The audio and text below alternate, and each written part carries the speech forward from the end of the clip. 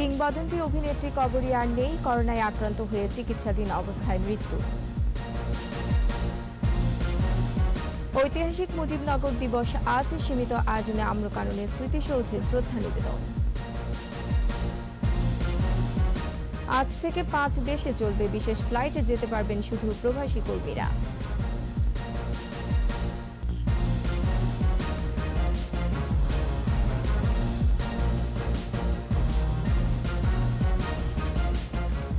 শুনছিলেন first security ইসলামী bank limited সংবাদ শিরোনাম। আমন্ত্রণ জানাচ্ছি সকাল 9টার 21 সংবাদে, সাথে আছে আমি রোমান আমিন।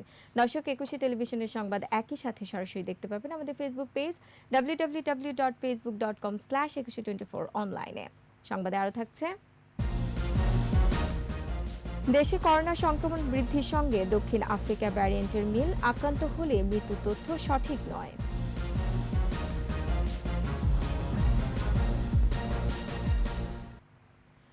কিংবদন্তি অভিনেত্রী ও সাবেক সংসদ সদস্য সারা বেগম কবরী আর নেই। টানা 12 দিন করোনার সঙ্গে যুদ্ধ করে হেরে যান তিনি। শুক্রবার রাত 12টা 20 মিনিটে রাজধানীতে শেখ রাসেল গ্যাস্ট্রোলিভার হাসপাতালে শেষ নিঃশ্বাস ত্যাগ করেন কবরী। তার মৃত্যুতে গভীর শোক প্রকাশ করেছেন রাষ্ট্রপতি মোহাম্মদ আব্দুল হামিদ ও প্রধানমন্ত্রী শেখ হাসিনা। বিস্তারিত জানাচ্ছেন মাসুম আলিসা। কবরী করোনা পজিটিভ হন 5 এপ্রিল। প্রথমে তাকে ভর্তি করা হয় রাজধানীর কুর্মিটোলা জেনারেল হাসপাতালে। এরপর 8 April Sheikh Russel gastro liver institute ও হাসপাতালের আইসিইউতে নেওয়া হয় তাকে। অবস্থার অবনতি ঘটলে 15 এপ্রিল থেকে তাকে রাখা হয় লাইফ সাপোর্টে।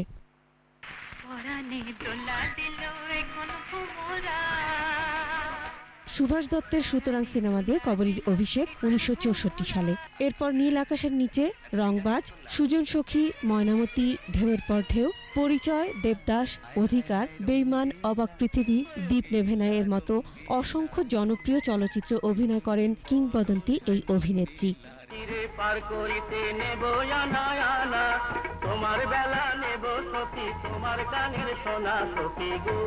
সম্প্রতি নির্মাতা কবরী শেষ করেন তার পরিচালিত সরকারি অনুদানের ছবি এই তুমি সেই তুমি শুটিং।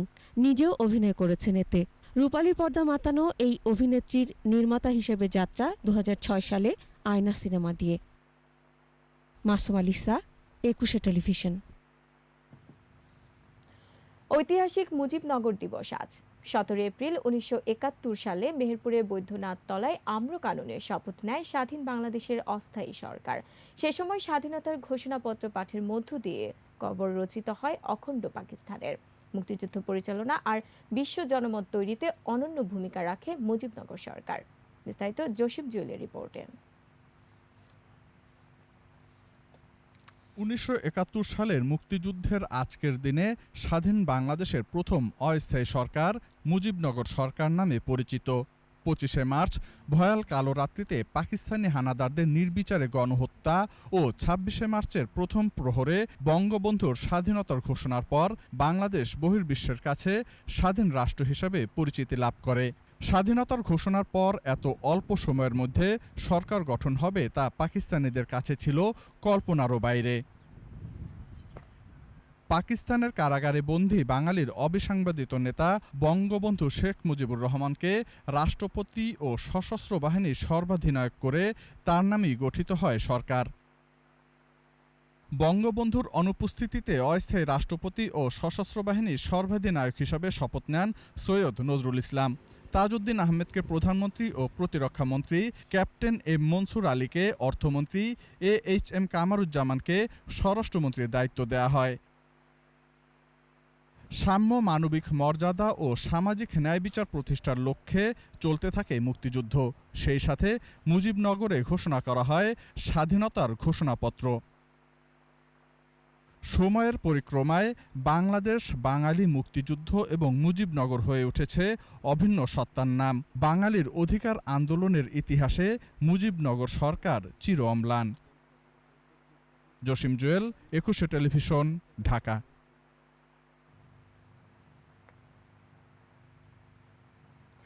স্বাধীন বাংলাদেশের ইতিহাসের সঙ্গে জড়িয়ে থাকা অনন্য নাম মেহেরপুরের বৈদ্যনাথ তলার আম্রকানন। ঐতিহাসিক স্থানটিকে গুরুত্ব দিয়ে এখানে গড়ে তোলা হয়েছে মুক্তিযুদ্ধ স্মৃতিসৌধ সহ নানা স্মারক স্থাপনা। মেহেরপুর প্রতিনিধি ফারুক হোসেনের রিপোর্ট, জানাচ্ছেন সমর ইসলাম। স্বাধীন বাংলাদেশের প্রথম সরকারের শপথ হবে। গ্রামবাসীর সহায়তায় বর্তমান মুজিবনগর স্মৃতিসৌধের স্থানে পরিষ্কার পরিচ্ছন্ন করে কয়েকটি চৌকি এনে মঞ্চ তৈরি করা হয়।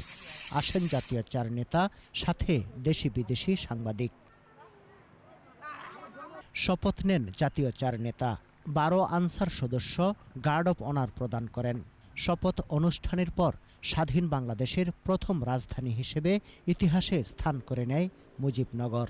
ক্যাম্পে কিছু চার পেয়ে খাট ছিল কাঠের, আর গ্রামে থেকে কিছু নিয়ে আমরা ওখানে একটা মঞ্চ তৈরি করি। ওখানে আরও 4টি ভাস্কর্য তৈরি হোক এবং আমাদের 12 জনের সহ এসপি মাহবুব বা সৈয়দ নজরুল্লাহ সবারই নাম ওখানে স্মরণাক্ষরে লেখা থাক। মুজিবনগরের ইতিহাস সংরক্ষণ ও তা পরবর্তী প্রজন্মের কাছে ছড়িয়ে দিতে নির্মিত হয়েছে স্মৃতি কমপ্লেক্স। 11 সিঁড়ি ও 23 স্তম্ভের স্মৃতিসৌধ ছাড়াও নির্মাণ হয়েছে বিশাল মানচিত্রে 9 মাস যুদ্ধের বিভিন্ন দৃশ্য। পাশে বঙ্গবন্ধুর 7 মার্চের ভাষণ, আনসার সদস্যদের গার্ড অব অনার প্রদান, পাকিস্তানি বাহিনীর আত্মসমর্পণ, সেক্টর কমান্ডারদের বৈঠক সহ বিভিন্ন সময় পাকিস্তানি বাহিনীর নির্যাতনের দৃশ্য। প্রত্যেকবারই এই দিবসটিকে জাঁকজমকপূর্ণভাবে পালন করা হয়, কিন্তু এই অনুষ্ঠানটাকে আমরা খুব ভীষণভাবে মিস করব। করোনা পরিস্থিতিতে মুজিবনগর দিবসে এবার নেই কোনো জমকালো আয়োজন। গত বছর থেকে বৈশ্বিক যে করোনা মহামারীর কারণে সেই উৎসবে একটু বাটা পড়েছে। সেই উৎসব মুখর পরিবেশ যেন ফিরে আসে কোভিড-19 মোকাবেলা করে। একদিন অন্ধকার কেটে যাবে, দিনটিতে রাষ্ট্রীয় মূল অনুষ্ঠান পালন হবে মুজিবনগরের আম্রকাননে, এমনটাই প্রত্যাশা সবার। সমর ইসলাম, 21 টেলিভিশন। এদিকে করোনা মহামারীর কারণে সীমিত আয়োজনে পালিত হচ্ছে ঐতিহাসিক মুজিবনগর দিবস। সকাল 6টায় মুজিবনগর মুক্তিযুদ্ধ স্মৃতিসৌধে জাতীয় পতাকা উত্তোলনের মধ্য দিয়ে দিবসের কার্যক্রম সূচনা করেন মেহেরপুর জেলা প্রশাসক ডক্টর মনসুর আলম খান। পরে জাতির পিতা বঙ্গবন্ধু শেখ মুজিবুর রহমানের স্মরণে 1 মিনিট নীরবতা পালন ও বীর শহীদদের আত্মার মাগফিরাত কামনায় দোয়া ও মোনাজাত করা হয়। সকাল 9টার দিকে বাংলাদেশ আওয়ামী লীগ কেন্দ্রীয় কমিটির পক্ষে মুজিবনগর স্মৃতিসৌধে ফুল দিয়ে শ্রদ্ধা জানাবেন জাতীয় সংসদের হুইপ আবু সাঈদ আল মাহমুদ স্বপন এমপি। এছাড়া বাংলাদেশ আওয়ামী লীগের যুগ্ম সাধারণ সম্পাদক মাহবুবুল আলম হানিফ, মেহেরপুর 1 আসনের সংসদ সদস্য ও জনপ্রশাসন প্রতিমন্ত্রী অধ্যাপক ফরহাদ হোসেনেরও শ্রদ্ধা জানাতে আসার কথা রয়েছে। কঠোর লকডাউনে প্রবাসী কর্মীদের দুর্ভোগ বিবেচনায় 5 দেশে বিশেষ ফ্লাইট পরিচালনা করা হবে বলে জানিয়েছেন বেসামরিক বিমান চলাচল কর্তৃপক্ষের চেয়ারম্যান। শনিবার থেকে সৌদি আরব, সংযুক্ত আরব আমিরাত, ওমান, কাতার ও সিঙ্গাপুরে এই ফ্লাইট চলাচল শুরু হবে। প্রাথমিকভাবে দেশগুলোর বিভিন্ন গন্তব্যে শতাধিক ফ্লাইট চলাচল করবে। তবে শুধু প্রবাসী কর্মীরা যেতে পারবেন এসব ফ্লাইটে। জসিম জুয়েলের রিপোর্ট। করোনার দ্বিতীয় তরঙ্গে আবারও বন্ধ আকাশপথ, বন্ধ আন্তর্জাতিক ও অভ্যন্তরীণ রুটের সব ধরনের যাত্রীবাহী বিমান চলাচল। এমন অবস্থায় দুর্ভোগে পড়েছে দেশে আটকে পড়া হাজার হাজার প্রবাসী কর্মজীবী। এমন প্রেক্ষাপটে লকডাউনের মধ্যেই বিদেশগামী কর্মীদের গন্তব্যে যাওয়ার বিষয়ে 5টি দেশের সঙ্গে ফ্লাইট পরিচালনার সিদ্ধান্ত নিয়েছে সরকার। এক ভার্চুয়াল বৈঠকে এসব সিদ্ধান্ত হয়। বেসামরিক বিমান চলাচল কর্তৃপক্ষের chairman air vice marshal Mufidur Rahman বলেন, শনিবার থেকে 5টি দেশে ফ্লাইট পরিচালনার বিষয়টি চূড়ান্ত হয়েছে। সপ্তাহে শতাধিক ফ্লাইট পরিচালনা করা হবে বলেও জানান তিনি। কালকে থেকে স্পেশাল ফ্লাইট 5টা দেশে এবং ওই দেশের এয়ারলাইনগুলোর মাধ্যমে এগুলো হবে, যেমন সৌদি আরবের বিমান, আর এখানে আছে তারপর কাতারে শুধু কাতার বিমান, এইভাবে আর কি ওই দেশের এয়ারলাইন্স আর বাংলাদেশের এয়ারলাইন্সের সাথে মিলে এই ফ্লাইট গুলো হবে। এসব ফ্লাইটে শুধুমাত্র প্রবাসী কর্মীরাই যেতে পারবেন বলে নিশ্চিত করেছেন বেবিচক চেয়ারম্যান।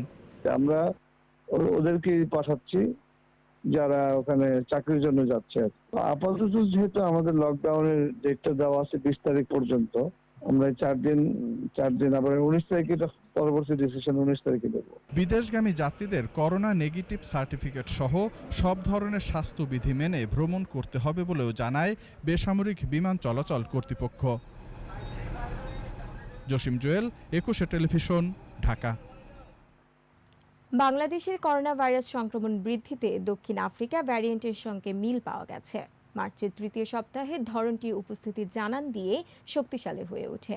সংক্রমণের দিক থেকে ধরনটি ইউকে কিংবা ব্রাজিলিয়ান ভ্যারিয়েন্টকেও ছাড়িয়ে গেছে। বিশেষজ্ঞদের মতে দ্রুত ছড়ালেও আক্রান্ত হলে মৃত্যু, এমন তথ্য সঠিক নয়। বিস্তারিত জানাচ্ছেন আকবর হোসেন সুমন। 2020-এর 8ই মার্চ প্রথম করোনা শনাক্ত হয় বাংলাদেশে।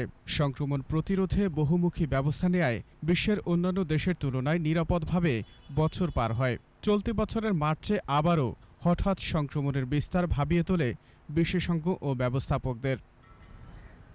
মার্চের তৃতীয় সপ্তাহ থেকে এপ্রিলের দ্বিতীয় সপ্তাহ পর্যন্ত সংক্রমণ ও মৃত্যুর সংখ্যা প্রতিদিনের রেকর্ড ভেঙেছে।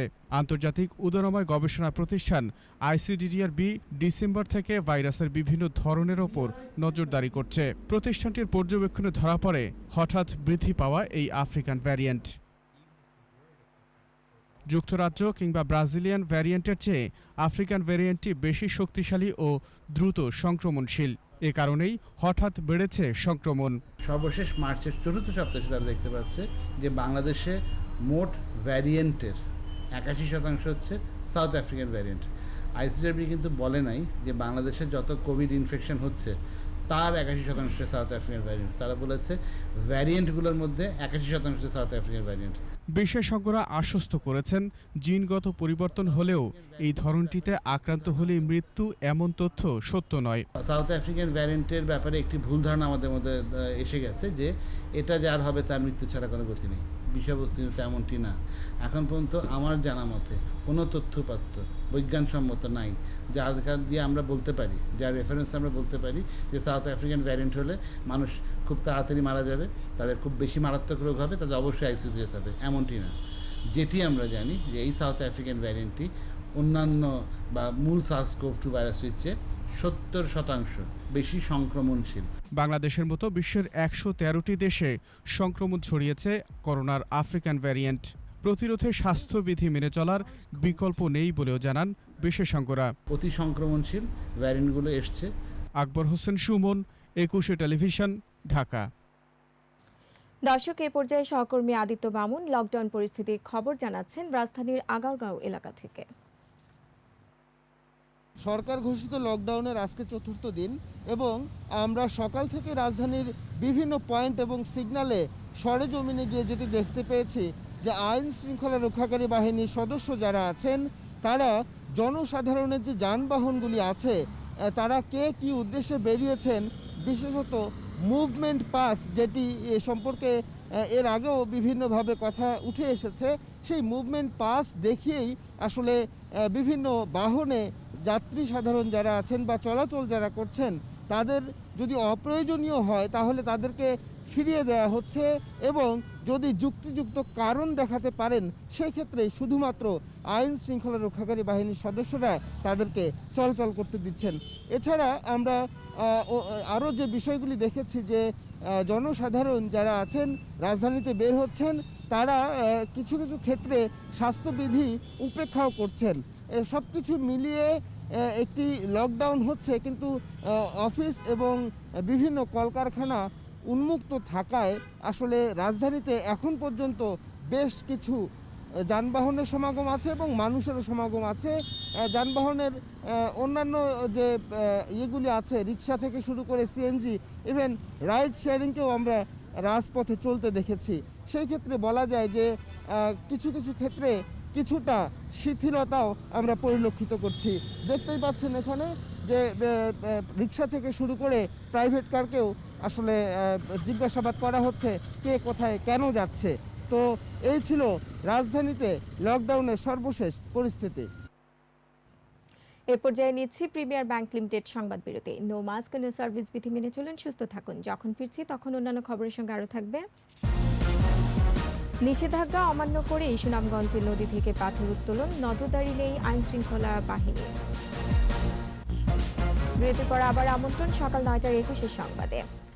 নিষেধাজ্ঞা অমান্য করে সুনামগঞ্জে সীমান্তবর্তী দামরাইল চলতি নদীর পাথর উত্তোলন করছে অসাধু চক্র। প্রভাবশালী পাথর খেকুরা দিনের আলোতেই প্রতিদিন অবাধে লাখ লাখ টাকার পাথর তুলে নিচ্ছে। স্থানীয়দের অভিযোগ, আইন শৃঙ্খলা বাহিনীর নাকের ডগায় একটি সিন্ডিকেট এ কাজ করছে। সুনামগঞ্জ প্রতিনিধি রিপোর্ট জানাচ্ছেন মাসুম আলিসা। 2020 সালের মার্চ থেকে ধামাইল চলতি নদীতে বালু ও পাথর উত্তোলনে নিষেধাজ্ঞা জারি করে স্থানীয় প্রশাসন। তারপরও এক শ্রেণীর পাথর খেকো প্রকাশ্যে প্রতিদিন কয়েক লাখ টাকার পাথর তুলে নিচ্ছে। এই ডলুরার পাশেই দুটি বিজিবির ক্যাম্প থাকলেও থেমে থাকেনি পাথর খেকোদের তৎপরতা। স্থানীয়দের অভিযোগ, প্রভাবশালী কয়েকজনের নেতৃত্বে একটি সিন্ডিকেট 3 থেকে 400 শ্রমিক দিয়ে পাথর উত্তোলন করছে। স্থানীয় হালুয়াঘাট বাজার সহ আশেপাশের বাজারে বিক্রি হচ্ছে অবৈধভাবে উত্তোলন করা পাথর। মাঝে মধ্যে বিজিবি পাথর খেকোদের বিরুদ্ধে অভিযান চালালেও কোনোভাবেই বন্ধ করা যাচ্ছে না পাথর উত্তোলন। স্থানীয়রা জানান, ডলুরায় শহীদের গণকবর রয়েছে। প্রতিদিন দেশের বিভিন্ন অঞ্চল থেকে পর্যটকরা এই গণকবর ও মেঘালয় পাহাড়ের পাদদেশে ধামাইল চলতি নদীর সৌন্দর্য উপভোগ করতে আসেন। এভাবে বালি ও পাথর উত্তোলন অব্যাহত থাকলে পরিবেশের বিপর্যয় ঘটতে পারে। নদী তীরবর্তী গ্রামগুলো নদীগর্ভে বিলীন হওয়ার আশঙ্কা রয়েছে। প্রতিদিন এইভাবে নিতেছে আর কি সবাই এখানে এই পাথর, এটা তো হিসাবে বেআইনিভাবে এটা অবৈধই। তারা যখন পাথর খুদাই করে বা বালু উত্তোলন করে তখন কিন্তু এই বালুগুলা কিন্তু আশপাশ থেকে কিন্তু ভরাট হইতেছে আর আস্তে আস্তে নদীর প্রস্থটা বাইরে যেতেছে। পেড়ো ভাত না দিলে নিষেধ মেনে করা যাবে। গরিব মানুষ হিসাবে তো বাচ্চা কাচ্চা লইয়া নাম দেওয়া ফরা দেওয়া ভাত পাথরটা কিন্তু আমরা নদীতে কিনি না, আমরা বাড়িতে আইনা দিয়ে মহিলারা ওইখানে কিনি। আইন শৃঙ্খলা বাহিনীর সঙ্গে পরামর্শ করে পাথর উত্তোলনকারীদের বিরুদ্ধে আইনানুগ ব্যবস্থা নেওয়ার আশ্বাস দিয়েছেন জেলা প্রশাসন। যদি কেউ অবৈধভাবে পাথর এভাবে উত্তোলন করে বা মজুত করে অথবা বিক্রির পায়তারা করে, আমরা তার বিরুদ্ধে আইনানুগ ব্যবস্থা গ্রহণ করব। দ্রুত পাথর খেকোদের বিরুদ্ধে কঠোর আইনগত ব্যবস্থা গ্রহণে সরকার ও প্রশাসনের হস্তক্ষেপ দাবি করেছেন পর্যটক ও স্থানীয়রা। মাসুম আলিসা, 21 টেলিভিশন। জানাবো খেলার খবর।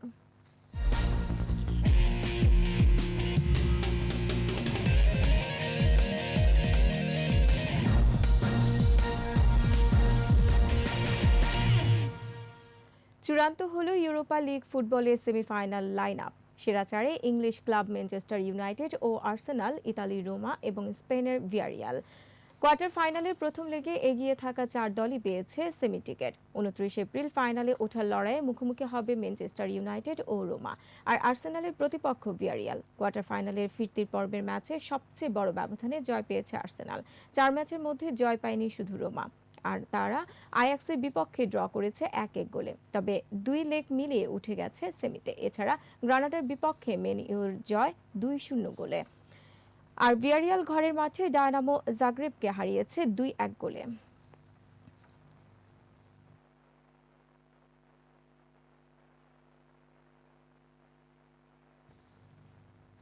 আর এরই সাথে শেষ করছি সকাল 9টার 21 সংবাদ। যাবার আগে ফার্স্ট সিকিউরিটি ইসলামী ব্যাংক লিমিটেড সংবাদ শিরোনামগুলো আরও একবার।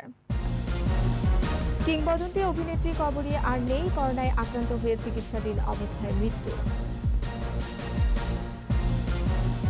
ঐতিহাসিক মুজিবনগর দিবস আজ, সীমিত আয়োজনে আম্রকাননের স্মৃতিসৌধে শ্রদ্ধা নিবেদন। আজ থেকে 5 দেশে চলবে বিশেষ ফ্লাইটে, যেতে পারবেন শুধু প্রবাসী কর্মীরা।